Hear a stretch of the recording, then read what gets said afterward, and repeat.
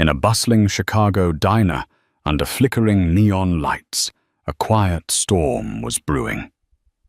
Most customers noticed only the swirl of coffee in their cups or the sizzle of eggs on the griddle, but something far more electric crackled in the air.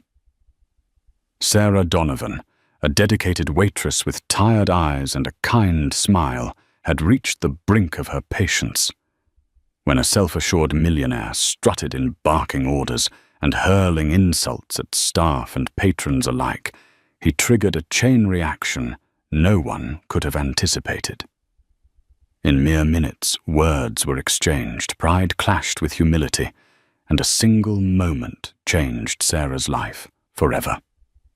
Sarah Donovan awoke every morning in the cramped studio apartment she shared with her younger sister Lucy. At 25, Sarah should have felt like her future was wide open, but life had always made her feel a few steps behind. Their parents had passed away in a car accident when Sarah was in high school, leaving her with the responsibility of caring for Lucy. If not for the kindness of their aunt, they would have ended up on the streets. But tragedy, as it happens, has a way of forging unbreakable bonds, and also of building walls around dreams. For Sarah, taking care of Lucy was everything leaving little time to nurture her own ambitions. She sometimes thought about going back to college, maybe pursuing culinary school, but it always felt out of reach. The money wasn't there. The time wasn't there. So she worked at the Maplewood Diner, an unassuming red vinyl booth kind of place that had been around for decades. Her shift began at dawn, and by 6 in the morning she was greeting bleary-eyed locals travelers and the occasional out-of-town visitor who stumbled in. She liked the hustle of waitressing, the interplay of conversation, the dance of coffee refills, and the hum of the grill. There was beauty in that routine if one looked hard enough. But that sense of acceptance came with its share of hardships. Customers could be demanding, managers could be strict, and the wages were barely enough to support Lucy and herself. Still, Sarah had a reputation for being polite, efficient, and ready to brighten a patron's day with a quick, genuine smile. It was a Monday morning in mid-October when everything changed. A crisp wind howled through the streets of Chicago, bringing a chill that seeped into the diner every time someone opened the door. Sarah had just cleared table 4, where an elderly couple finished their eggs and was heading to greet a new arrival. That's when James Caldwell swaggered in. He was tall and broad-shouldered, dressed in a tailored navy suit that likely cost more than Sarah's annual rent. He wasn't a regular, and his cologne was so strong it announced him before his face did. It was the face of money, a carefully groomed beard hair, slicked back with dark eyes, scanning the room as though he owned it. Sarah had seen folks like him before, business moguls, who occasionally stopped by for coffee meetings or a quick bite in between deals. But something about James felt larger than life, more imposing. The hush that swept over the diner was a testament to his presence. Sarah approached him with her usual warmth. "Good morning, sir," she said, leading him to a booth that had just been wiped down. "Would you like to start with coffee?" James slid into the booth and glanced around with mild disdain. "I suppose," he replied curtly.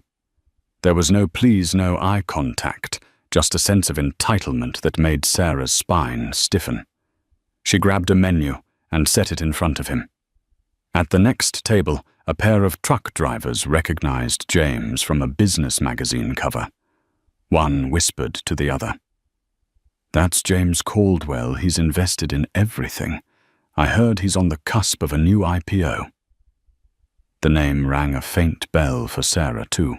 She recalled Lucy once mentioning an investor named Caldwell, who was rumored to have links to several major developments in the city. Maybe it was the same person, maybe not. But given his attitude, She suspected it was indeed the James Caldwell, a self-made millionaire, rumored to move mountains with a single phone call.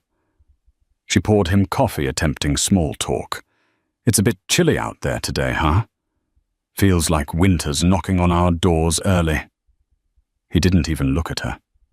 "If I want conversation, I'll ask for it," he muttered. Sarah's cheeks burned red, but she held her composure. She was no stranger to difficult customers. Taking a quick breath, she forced a polite smile and walked back to the counter to give him space. Every time she came to check on him, his annoyance only seemed to mount. He'd ask for eggs and then claim they were undercooked or overcooked. He'd demand a new pot of coffee because the one she brought tasted stale. He insulted the diner's decor and even said the booth's vinyl seats were a cheap imitation of comfort. By the time he finished his meal, he had made 3 separate demands for replacements, something Sarah tried to accommodate with the best of her ability. Michael, the diner's manager, watched nervously from behind the counter. He was used to seeing Sarah handle the toughest clientele with a smile, but even he could tell she was nearing her limit. When Sarah brought over the check, James Caldwell picked it up and scoffed as if offended by the numbers. "This place should pay me for the inconvenience," he said loudly enough for all the nearby patrons to hear. "I've had better service in a truck stop in rural Nebraska." Sarah remained civil. "I'm sorry you feel that way. I tried my best to meet your requests. If there's anything else you need, I'm happy to help." He fixed his gaze on her eyes, cold and calculating. "Your best, that was your best. Let me give you some advice if you can't handle perfection. Maybe you should find another line of work.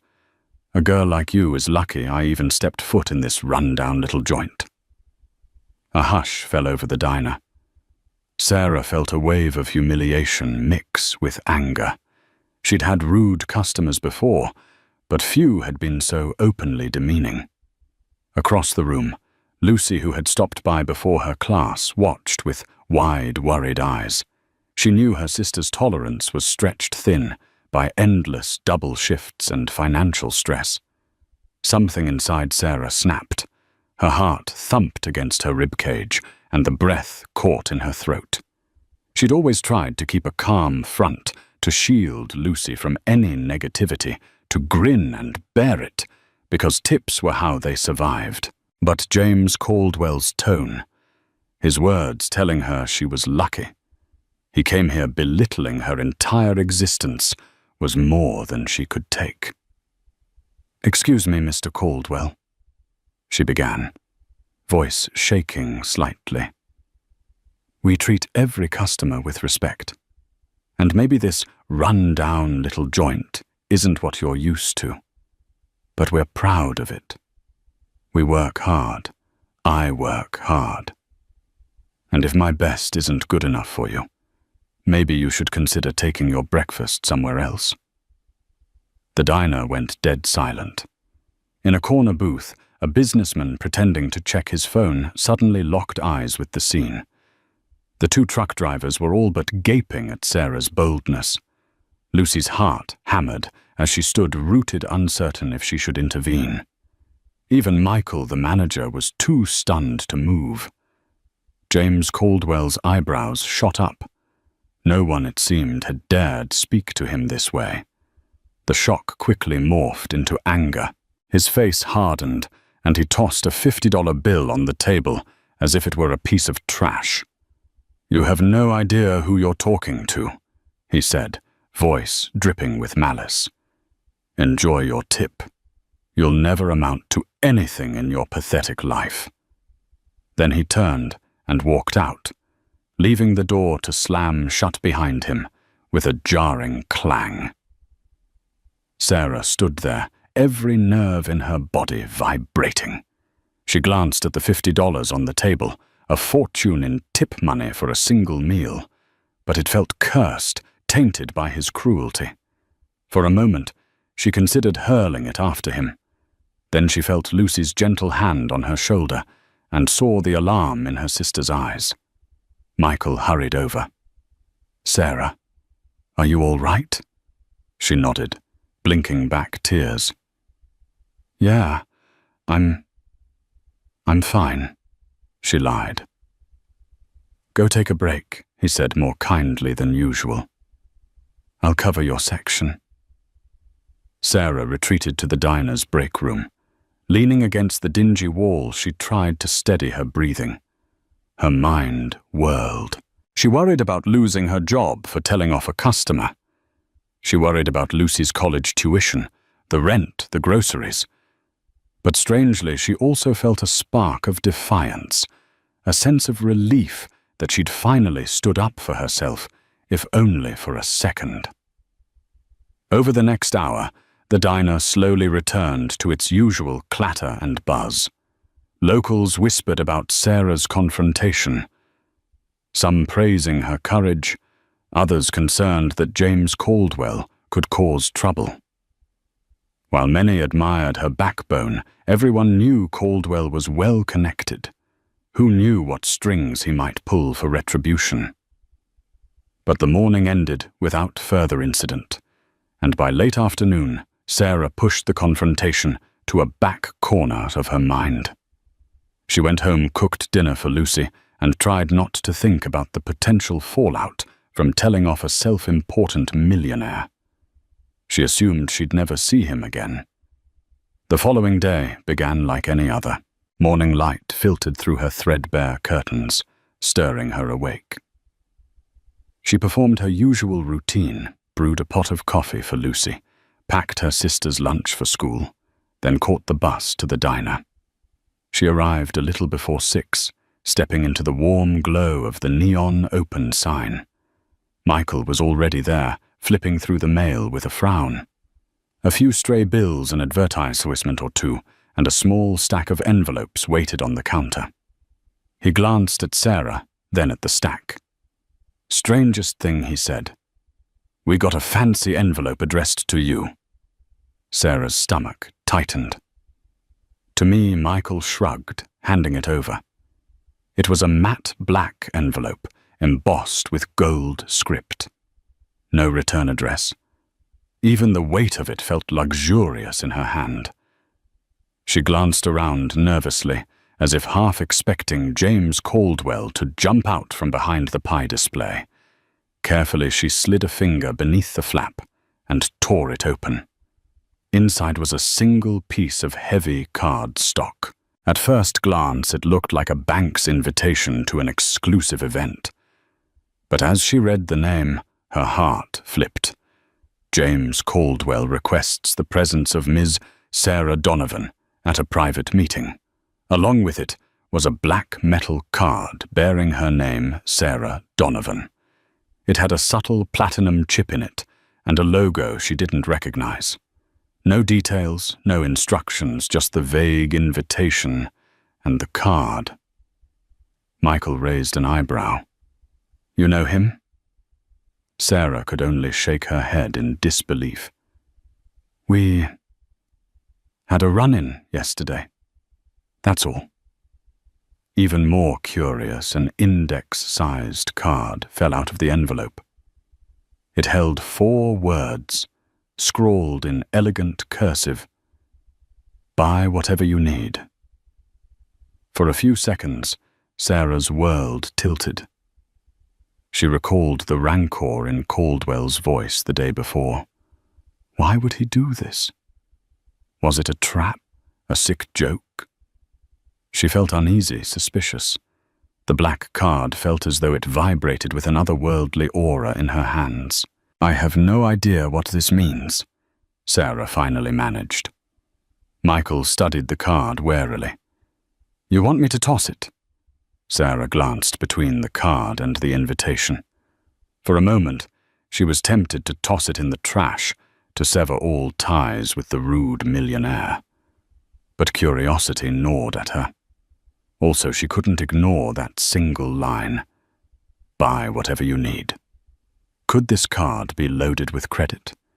Could it help Lucy get through school? Help them pay off debts? No. It was too surreal. And yet, "Let me hang on to it for now," she said, slipping it back into the envelope. She put it in the pocket of her apron, trying to steady her trembling hands. The day dragged on, each minute weighed down by her preoccupation. Between serving pancakes and refilling coffee, her mind spun with questions.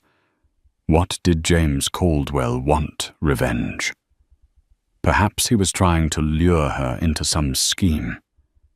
She felt a flicker of fear. With that kind of wealth and influence, he could easily manipulate her life. And then there was Lucy. If he was out for revenge, Sarah worried about her sister's safety. She decided to text Lucy, telling her to stay close to friends and keep her phone on. Lucy's reply was the immediate concern of an anxious sibling. "What's wrong? Did something happen?" Sarah brushed it off, telling Lucy not to worry. But still the knot in her stomach tightened. At around 3 in the afternoon, the diner's door chimed. Sarah looked up from wiping the counter to see a man in a charcoal grey suit step in. He had sharp features, slicked hair, and carried himself with an air of authority. He glanced around, spotted Sarah, and approached with practiced calm. "You're Sarah Donovan?" he asked, voice low and serious. She nodded. He produced a sleek business card from inside his jacket. "My name's Nicholas Grant. I work for James Caldwell. He'd like to arrange a meeting with you at your earliest convenience." Sarah caught Michael's alarmed gaze from across the diner. I don't understand," she stammered. Why Nicholas's expression softened slightly. "He wants to see you." "It's about an offer." The word offer reverberated in her mind. She couldn't help but think of the black card in her pocket, the cryptic invitation.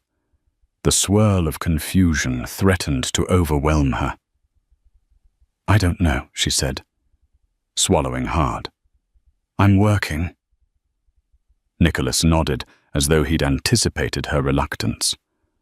"Of course, but Mr. Caldwell strongly encourages you to accept his invitation. He suggested that you might find it beneficial." Sarah thought of Lucy, of the rent due at the end of the month. She felt torn between caution and a flicker of desperate hope. "Tell him I'll think about it," she said, finally. Nicholas handed her his business card. "He doesn't wait long," he stated politely but firmly, before turning and leaving as quietly as he'd come. For the rest of her shift, Sarah was a knot of nerves. After she clocked out, she slung her jacket over her shoulders and hurried through the chilly streets to catch her bus home. As she walked, the city's bustle, honking cabs, rumbling trains, street vendors, shouting about hot dogs, barely registered in her mind. She clutched the black card in her pocket, as though it were a live wire, petrified and strangely compelled by what it could mean. Back in her apartment, Lucy was standing over the stove, trying her hand at stir-fry. The smell of ginger and sesame oil filled the narrow kitchen. "Hey, sis," Lucy greeted. "You okay? You look pale." Sarah forced a smile. "Just a long day at work." She set her things down, then pulled out the envelope and black card to show Lucy. Lucy's eyes widened. "What is that?" Sarah tried her best to explain the incident with James Caldwell and the sudden appearance of his messenger. Lucy's jaw dropped in disbelief. "You told off James Caldwell." "The tech and finance tycoon. I read about him in the Chicago Business Journal. He's on some Forbes list for the fastest-growing private investments." "Yeah, apparently," Sarah murmured, turning the card over and over in her hand. "He was awful. Then out of nowhere, he sends me this invitation and a credit card that presumably has no limit." Lucy stared at the black card, her eyes alight with both fear and amazement. What does he want in return? That's what I'm afraid to find out. Sarah sighed. Nicholas said Caldwell has an offer.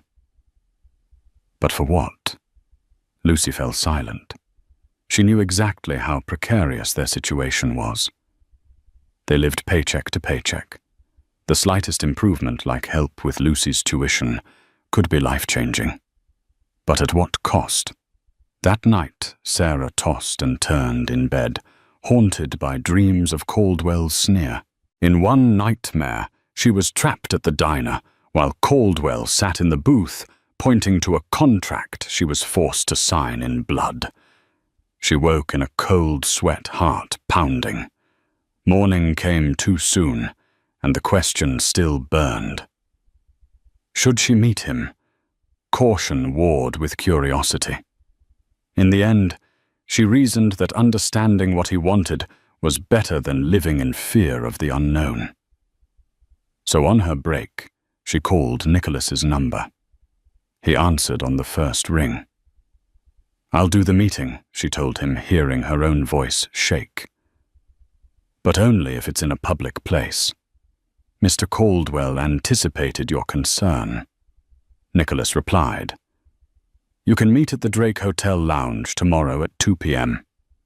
The Drake Hotel was one of Chicago's most iconic luxury hotels, famed for its rich history and elegant atmosphere. It was definitely public. Sarah exhaled, relieved. "Fine. I'll be there," she said, ending the call with a trembling hand. At precisely 4:45 p.m. The next day, Sarah walked through the gilded doors of the Drake, her sensible flats clicking on the polished marble floor. The lobby was a kaleidoscope of plush furniture, ornate chandeliers, and wealthy patrons sipping afternoon tea. She felt wildly out of place in her second-hand black dress and scuffed coat. Yet she summoned her nerve and asked the concierge for directions to the lounge. She found James Caldwell seated at a small table near the window, overlooking Lake Michigan. He wore another immaculate suit, charcoal with a pale silver tie, and sipped a glass of sparkling water. Nicholas stood off to the side, arms crossed, watchful. Caldwell rose as Sarah approached, though his face remained inscrutable. "Ms. Donovan," he greeted, motioning for her to sit. Sarah settled into the chair across from him, her spine rigid with tension. "I'm here," she said, voice tight. "What is this about?" Caldwell studied her with an unreadable expression. "Coffee." She shook her head. "No, thank you." A faint smirk ghosted his lips. "I've had time to reflect on our interaction," he began. "And I realized I may have been too harsh. You caught me on a bad day, and I let my frustration spill onto you. I'm a businessman, Ms. Donovan. I've learned it's wise to fix mistakes when possible." Sarah frowned, suspicious. "You call sending me a black card fixing a mistake?" Caldwell inclined his head slightly. "In a sense, yes. That card grants you a line of credit tied to one of my personal accounts. It has no preset spending limit, and I intend for you to use it." She clenched her hands in her lap. "Why would I do that?" He leaned forward, folding his hands. "Because I see potential in you. That much is evident in how you handled me at the diner." His eyes flicked downward, perhaps recalling the humiliation. "I like people who aren't afraid to speak their mind, even if it means confronting someone as powerful as me." Sarah's heart thumped. "That's not a reason to hand me an unlimited credit card." He paused, measuring his words. "I have a new project, a chain of high-end farm-to-table restaurants in major cities. I'm seeking an operations consultant, someone who understands the nitty-gritty of what happens on the ground." You, Ms. Donovan, have that experience. You know how a diner works. You know the value of genuine service. I want you to be part of the pilot program." She stared at him, stunned. "But I have no formal training in restaurant management." He shrugged. "Formal training can be bought. True insight can't. That's where you come in. I'm offering to fund your education should you choose to pursue culinary or hospitality management, and I'll pay you a salary to help me develop these restaurants from the ground up.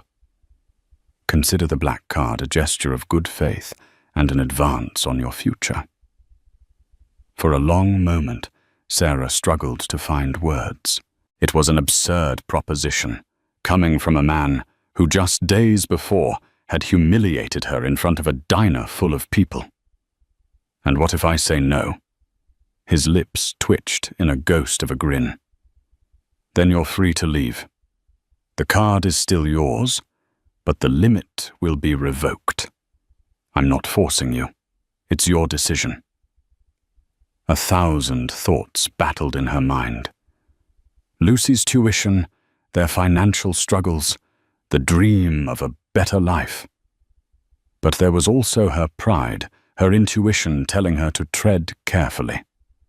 "Why me?" she asked at last. "You could hire any hospitality professional in the city." "True," he admitted, swirling the water in his glass.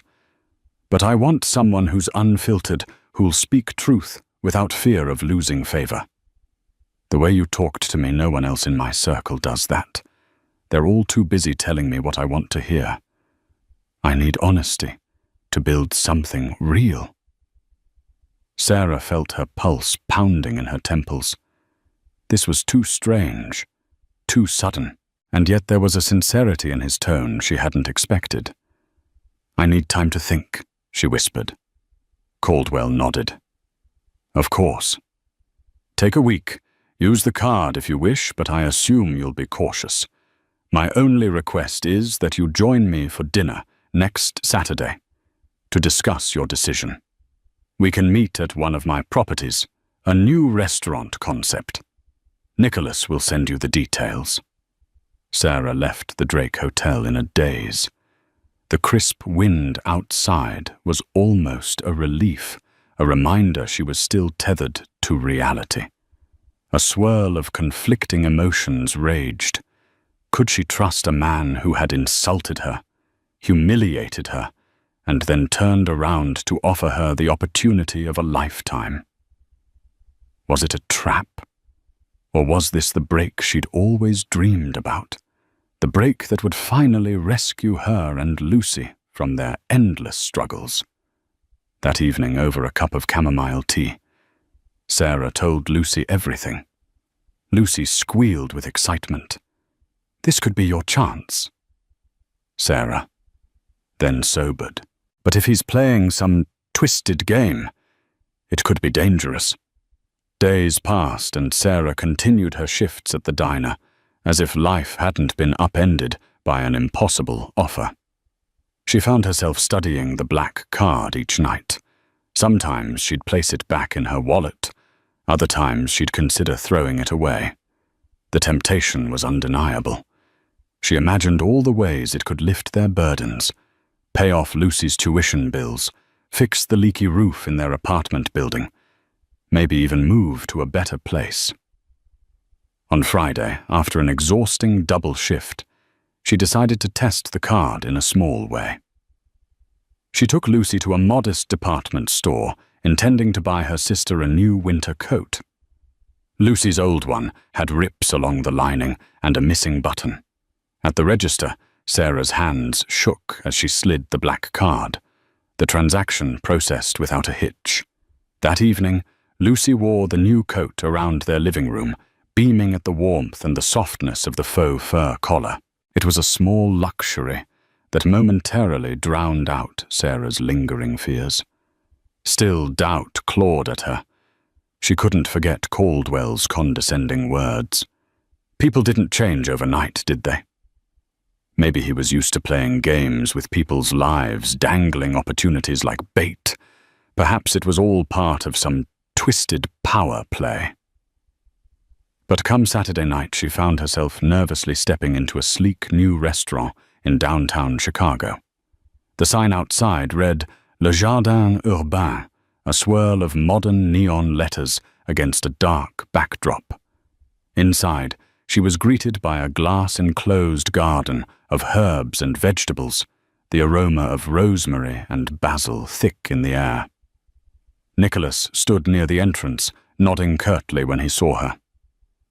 "Mr. Caldwell is waiting," he said, leading her to a private table near the back. Caldwell was there sipping wine. He rose graciously, gesturing for her to join him.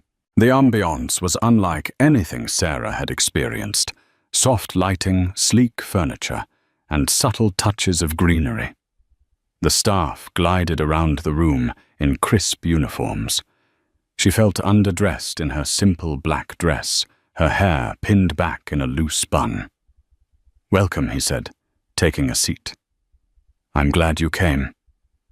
Sarah sat stiffly. "I haven't decided anything yet. But I did buy my sister a coat. So I guess I owe you—" "Thanks." He waved a hand dismissively. "It's a small expense hardly worth mentioning." Then he eyed her carefully. "Though I'm pleased you used the card. Shows you're at least considering my offer." She folded her hands on the table. "If we're going to do this, I have questions. Lots of them." He smiled. "Ask away." The next hour was a whirlwind of fine dining and deep conversation. They sampled dishes, charred Brussels, sprouts, seared scallops with lemon beurre blanc, braised short ribs in red wine sauce, exquisitely plated.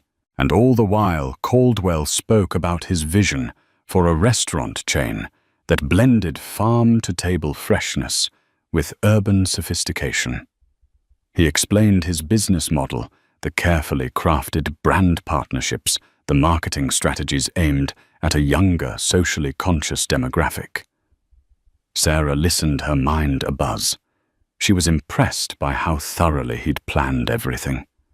She found herself chiming in, offering critiques from a waitress's standpoint: portion sizes, table turnover, times the importance of treating staff well. He listened intently, even took notes on his phone. She was surprised to see him so receptive, even praising her insights. But there was something else too.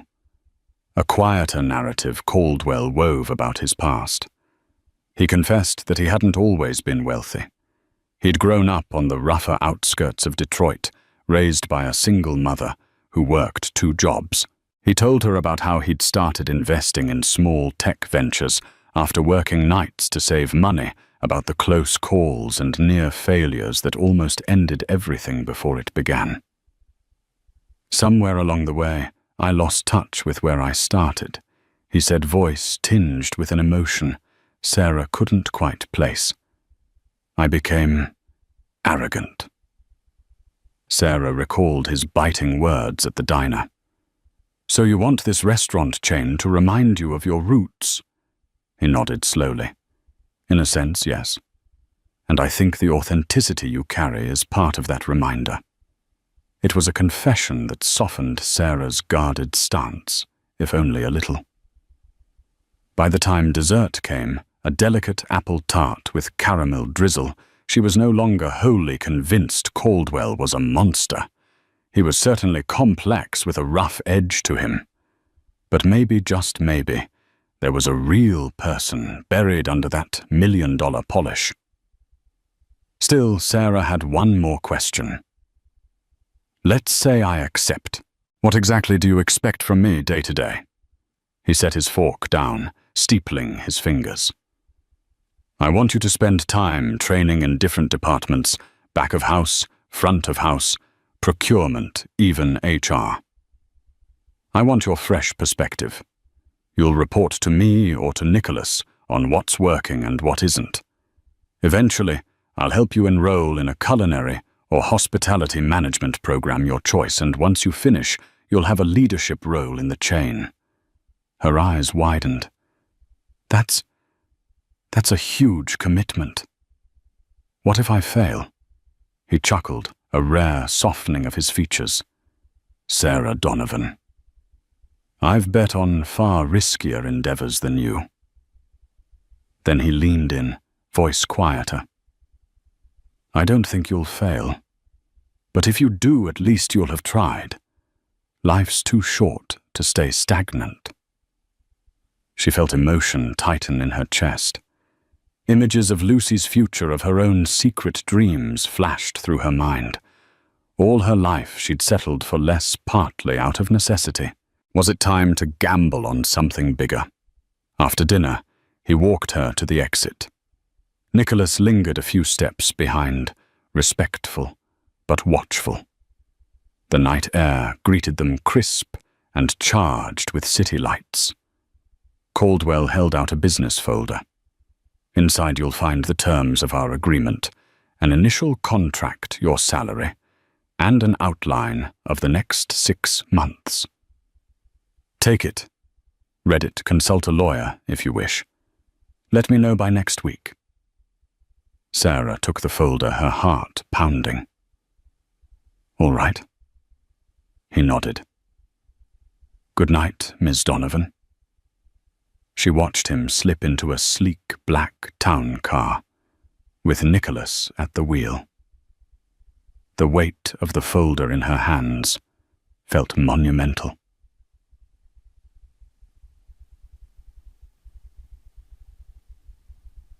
One week later, by the following Thursday, Sarah had practically memorized every line of the contract, every clause. It was surprisingly fair, offering her a salary higher than she could have ever dreamed of at the diner, plus full coverage for educational expenses related to hospitality or culinary programs. There was even a non-disclosure agreement standard in big business.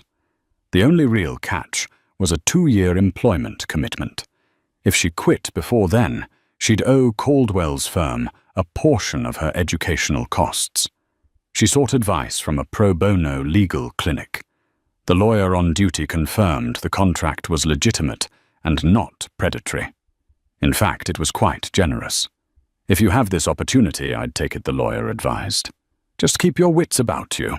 Lucy was ecstatic, dancing around the apartment, already planning the changes they'd make to their lives, paying off student loans, moving to a better neighborhood, maybe even taking a vacation for the first time in years. But Sarah still felt a knot of doubt. Despite Caldwell's apparent sincerity, she couldn't shake the memory of his harshness. Was this philanthropic side a fleeting whim? Yet each passing day, the diner felt more stifling. She'd started noticing how run down it was, the peeling wallpaper, the broken jukebox that no one bothered to fix the heartbreak in the eyes of long-time wait staff who'd given up on bigger dreams. Sarah admired their resilience, but she knew she yearned for something else. The memory of Caldwell's words rang in her mind. Life's too short to stay stagnant. So on Friday afternoon, she dialed Caldwell's number. He answered on the second ring. Ms. Donovan, he said smoothly, as if expecting her call. I'll do it, Sarah said, exhaling a rush of anxiety. I'll sign. She heard a hint of satisfaction in his tone. Excellent choice. I'll have Nicholas meet you tomorrow with the final documents. Sarah's heart thrummed, excitement and dread interwoven. All right. That night, she penned her 2 weeks' notice for Michael at the diner. Her hands trembled. She had spent so many years seeing the diner as her safety net, the only consistent job she'd ever known. She worried how Michael would take it. He'd been a steady, if somewhat aloof mentor for her. But there was no turning back now. Michael took the news better than she expected. A flicker of sadness crossed his features. You've got big potential, Sarah, he said, patting her shoulder. I always knew you'd move on to something bigger someday. Just promise you'll visit. She nodded, tears prickling her eyes, grateful he wasn't angry. And so it began. Sarah stepped into Caldwell's world, and it was as if she'd entered an entirely new universe. Fancy boardrooms with sweeping city views replaced the diner's grease-stained counters. Instead of waking at dawn to serve coffee, she found herself in meetings discussing produce supply chains, brand identity, and restaurant layouts. Initially, the lingo overwhelmed her talk of leveraged buyouts, private equity franchising models, but she refused to be intimidated. In the evenings, she devoured books on business and hospitality.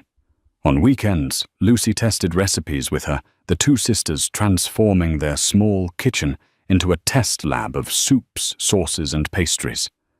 Caldwell insisted she shadow some of his top executives. She spent a month in the finance department, learning how budgets were created, how profits were projected. Another month went by in marketing, where she sat in on creative meetings about branding style guides and social media campaigns. All along, she was the odd one out, lacking formal credentials, but bringing real-world experience to the table. Many in Caldwell's organization eyed her with skepticism. Who was this unknown waitress who'd suddenly landed a high-paying position, courtesy of the boss himself? Some whispered that she must have some hold over Caldwell. Others speculated about nepotism or scandal. Sarah felt the chill of those rumors, but she pressed on, determined to prove herself. Slowly, her sincerity, her eagerness to learn, and her grounded perspective began to win them over. Meanwhile, Caldwell's demeanor remained professional, almost detached. They interacted mostly through scheduled meetings. He would ask for her thoughts on various aspects of the new restaurants, or invite her to taste tests at the pilot location. Sometimes, in a rare, candid moment, he'd ask about Lucy, or mention his own teenage years, as if trying to find common ground. But mostly, he kept his distance, as if fearful of letting his guard down. A turning point came about 3 months into the arrangement, when Sarah accompanied Caldwell to a gala fundraiser for Chicago's homeless youth programs. She was terrified, having never attended such a formal event. She wore a simple navy dress. Lucy had helped her pick out her hair in soft curls. Caldwell introduced her to key restaurant investors, including a cameo by Mark Cuban, the well-known entrepreneur, who shook Sarah's hand warmly and told Caldwell, "I hear you've got a new rising star in your ranks." Caldwell nodded with the faintest smile. Sarah's cheeks burned red at the praise. Throughout the evening, Sarah observed Caldwell navigating the crowd with practiced elegance. He mingled with celebrities, philanthropic leaders, and political figures, always maintaining a charming facade. But at one point, she caught him standing alone near a floor-to-ceiling window overlooking the city skyline. He looked pensive, almost lonely. She approached tentatively. "Quite the event, huh?" she remarked nervously, smoothing the skirt of her dress. He glanced at her, a wistful expression in his eyes. "Yes, a lot of power in this room." Sarah followed his gaze. "And a lot of need outside these walls." He nodded slowly. "Sometimes I wonder if I'm doing enough, or if these galas are just a way to make everyone feel good about themselves." Sarah tilted her head. "Well, cynicism aside, they raise a lot of money. I benefited from a program like this once when Lucy and I lost our parents. My aunt struggled to support us, and a local charity helped keep us afloat. It's not all for show. It can change lives." He studied her for a moment, then turned back to the window. "Thanks for reminding me." The corners of his mouth lifted slightly. A subtle camaraderie began to form between them. It was fragile, built on mutual respect, rather than the arrogance and subservience that had marked their first encounter. Over the next few months, Sarah continued to excel. She started official courses at a prestigious hospitality program fully sponsored by Caldwell. While she was often overwhelmed balancing her job responsibilities with night classes, she thrived on the challenge. Lucy took on a part-time job to support her own expenses, determined not to weigh Sarah down. The sisters found themselves in a better financial position than ever before. However, not everyone was pleased with Sarah's rapid ascent. Some executives in Caldwell's circle, veterans of the industry, resented her position. They questioned Caldwell's judgment in hiring an untested outsider. One evening, while reviewing staff training modules, she overheard two senior managers complaining about her in hushed tones. "She's just a waitress," one scoffed. "Caldwell's pet project. She'll ruin everything we've built if he keeps giving her this much authority." "It's humiliating," the other agreed. "I spent years in top restaurants working my way up. She just waltzes in because she had a spat with Caldwell at a diner." Sarah retreated before they could see her heart racing. She swallowed a lump of hurt and anger, forcing herself to stay composed. If she confronted them, it would only confirm their suspicions that she was out of her depth. Instead, she resolved to let her work speak for itself. But the tension escalated.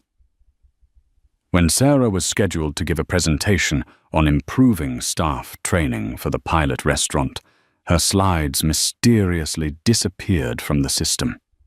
She had to scramble to rebuild them minutes before the meeting. Another time, her proposals for a new table layout went missing, and she suspected sabotage. Yet she refused to let intimidation define her journey. She worked longer hours, triple-backed up her files, and refused to be pushed aside. Caldwell noticed her exhaustion.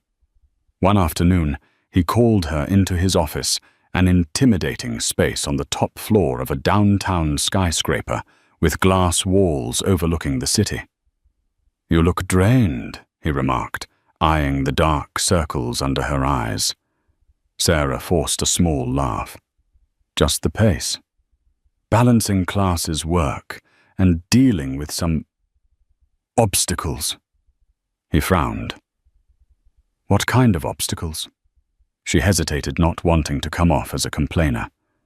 But Caldwell's gaze was sharp. Eventually, she told him about the sabotaged slides and missing proposals. "It's nothing I can't handle," she concluded. "But I won't lie, it's stressful." Caldwell's jaw tightened. "Names?" She shook her head. "I don't have proof. I won't accuse anyone without being sure." He leaned back in his chair, exhaling.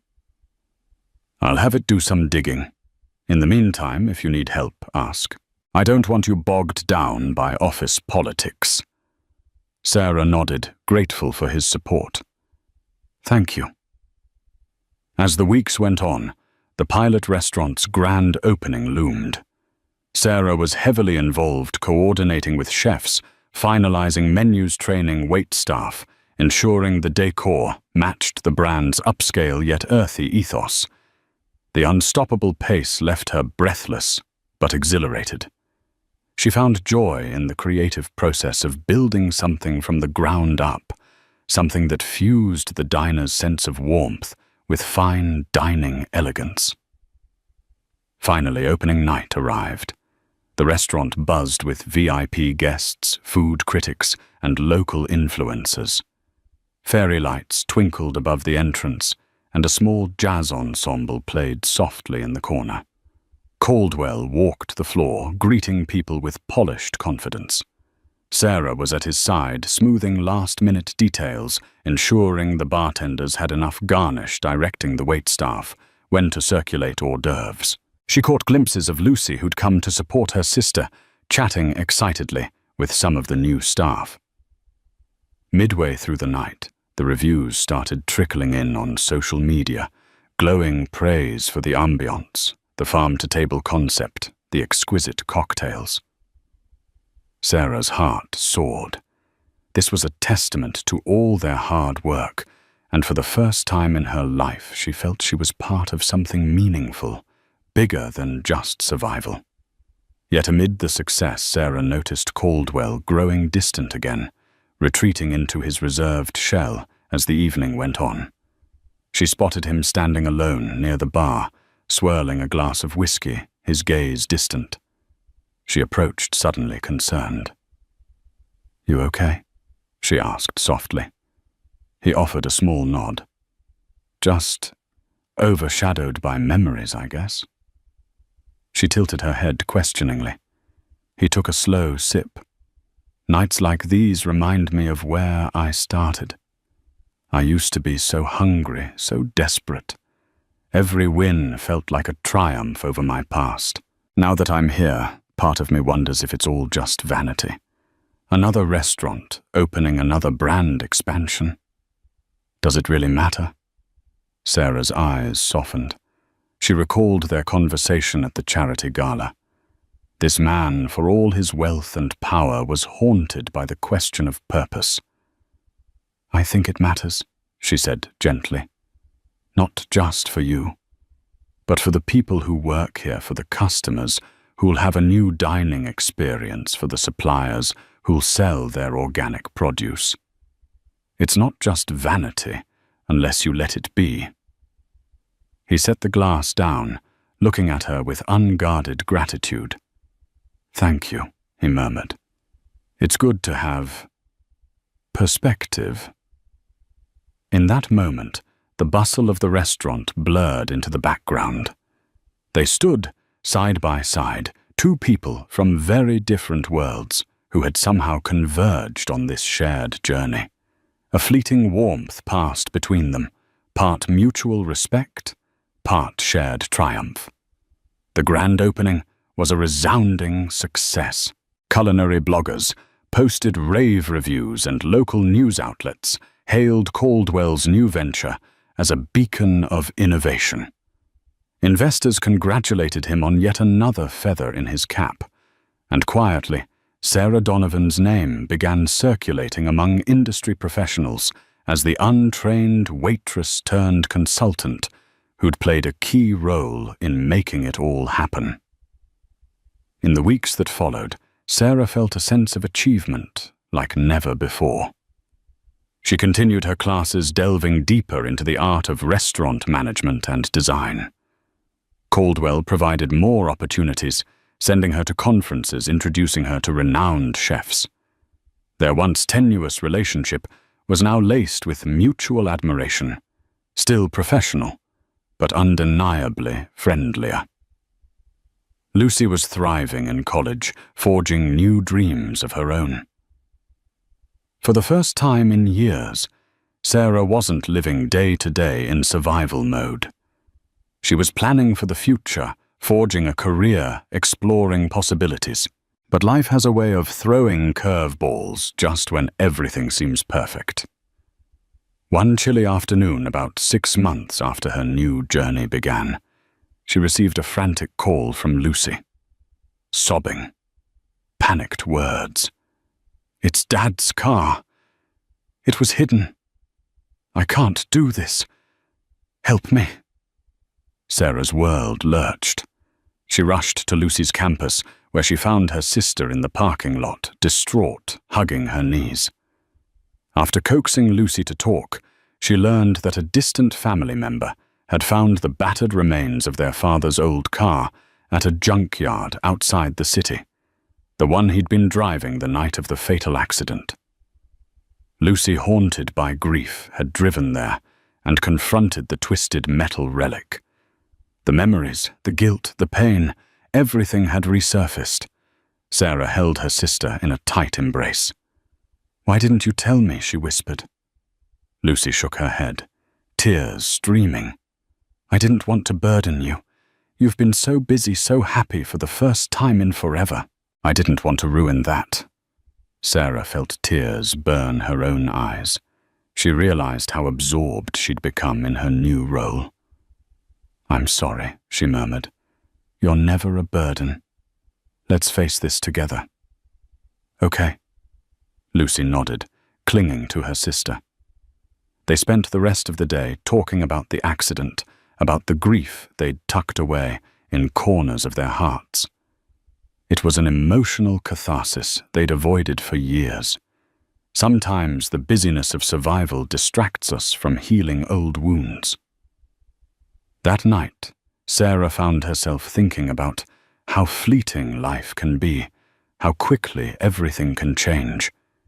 She remembered the night she confronted James Caldwell at the diner. She remembered how a single moment of defiance had sparked a chain reaction that led her here to a brand new life. Standing by the bedroom window, she gazed out at the shimmering city lights, a quiet gratitude in her heart. No matter what tomorrow brought, she was grateful for this chance, grateful for the personal growth, the financial stability, and the sense of purpose she'd found.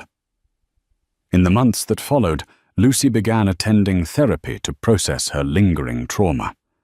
Sarah made time to support her sister, taking weekends off whenever possible to spend with Lucy. Caldwell, noticing her need for balance, adjusted her schedule.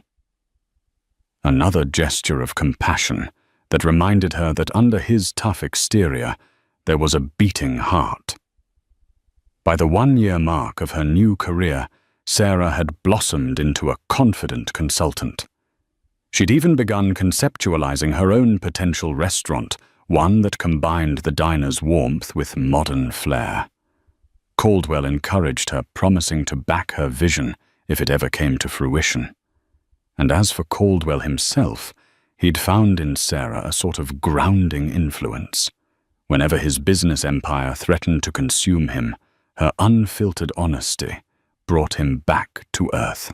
Their dynamic remained professional, though tinged with a camaraderie that made both question whether the lines might blur into something else one day.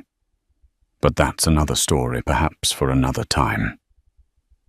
For now, suffice it to say that the day Sarah Donovan told off a millionaire in a humble diner was the day everything changed.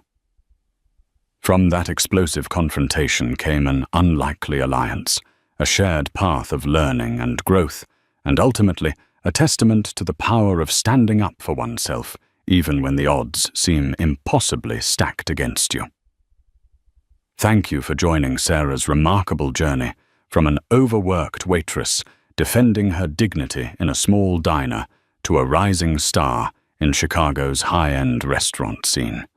This story shows us that standing up for yourself, even when you're afraid, can open doors you never imagined. It reminds us that every person has value, every dream has a spark, and one bold moment can change your life forever. If Sarah's story moved or inspired you, please take a moment to like this video. Let's spread the word about courage and resilience.